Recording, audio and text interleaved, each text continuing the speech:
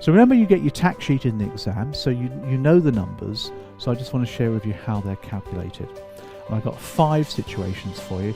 I've got a non-taxpayer, I've got a basic rate taxpayer, I've got somebody with a marriage allowance, I've got a higher rate taxpayer, and I've got an additional rate taxpayer to share with you how this all works. So let's head over to some slides then so we can see the numbers, and I'll take you through them.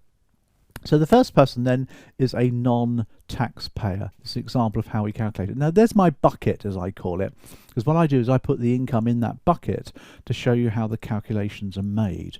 So a lot of people like the bucket concept.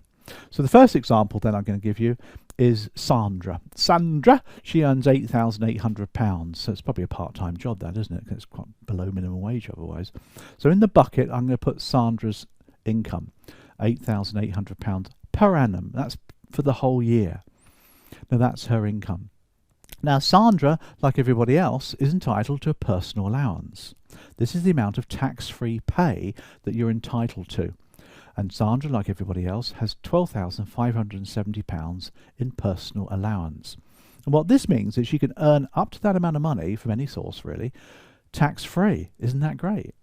Now the good news is, of course, that this personal allowance completely evaporates her salary. So Sandra pays no income tax. Hooray! But then again, she doesn't earn a lot, so she doesn't really need to pay income tax. It's not fair if she does. So let's take a look at somebody that does pay income tax. So let's take a look at somebody who's a basic rate income tax payer. So I've got here for you June. June earns £20,000. So let's put June's 20 grand in the bucket right at the top there. So that's like filling the bucket up with £20,000.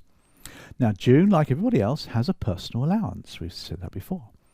So let's put the personal allowance in there, £12,570. And remember, that's all tax-free.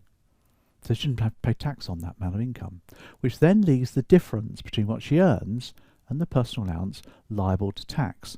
And that happens to be £7,430. That's just the difference, isn't it, if you work it all out. Now that's charged at the basic rate. That's the first band of tax. It's applied at 20%, so there's easy calculation there. That's how much tax June has to pay. Now she'll pay that by PAYE system, by the pay as you earn. She's employed.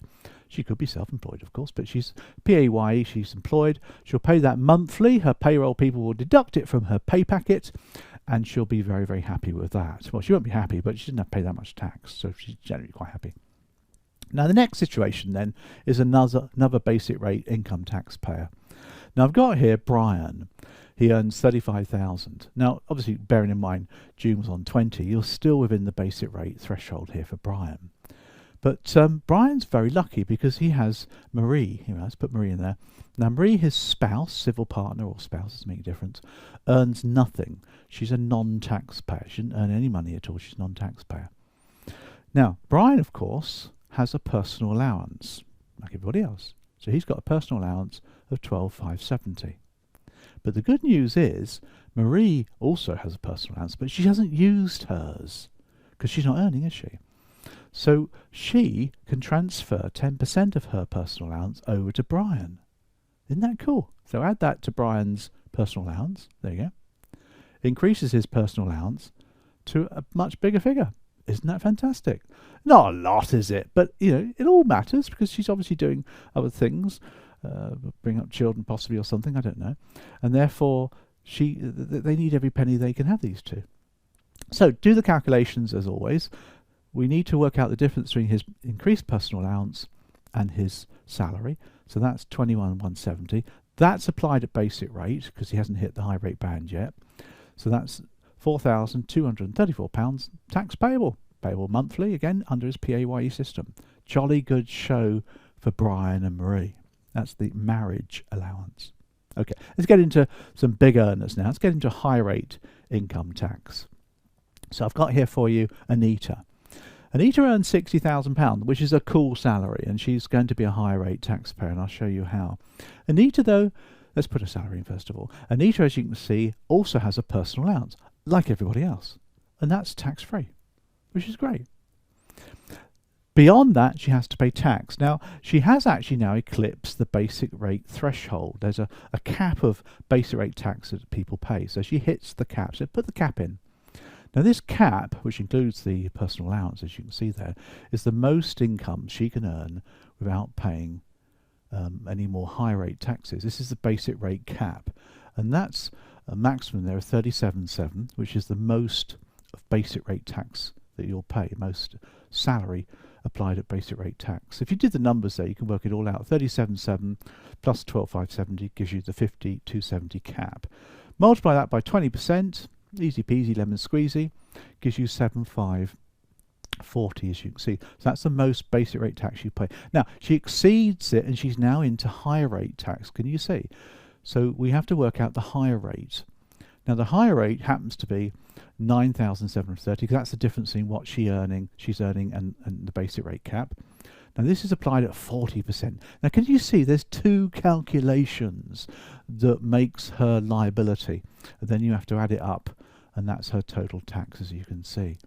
So there's two calculations to do for Anita, so you need to bear that in mind.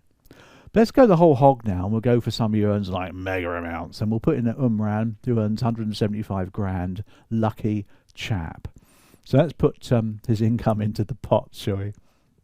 Now, Umran had a personal allowance, there you go, 12,570.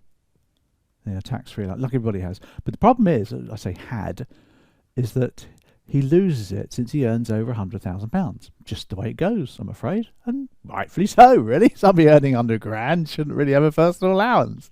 It's politics, but yeah, you can argue either way, can't you? So we just get rid of that now. It's gone. But he's got no personal allowance. So his entire income now is applied against the bands. Now, the first band, of course, the basic rate cap, 37.7, is the most basic rate tax you can apply salary to. So we did that calculation earlier, didn't we? So 37, that's 7,540. Now, he's also into high rate, as you can see, but he's hitting the high rate cap, which is now being reduced down to 125,140. That's the change. That's the most high rate tax you'll pay on a salary. So that, again, that's a massive amount of money. 87 grand he's got in high rate at 40%. So look at that, 34 grand he's got to pay.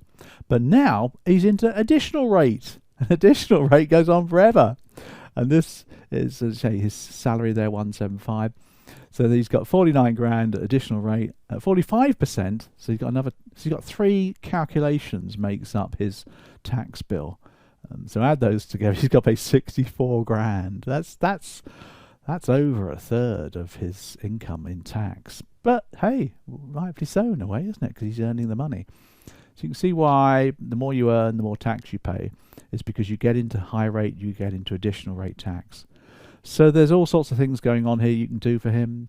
You can get him to pay into a pension and reduce it. You can do all sorts of tax-free ways of investing money, etc. So financial advisors love them around. They do all sorts of things for these guys as well.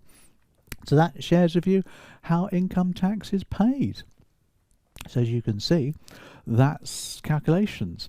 You won't get that kind of calculation in an exam, but you should be able to recognise a basic, high or additional rate taxpayer. And you should be able to do basic calculations for the exam as well. But it's only CMAP, it's not an accountant's exam. So I hope that's been useful.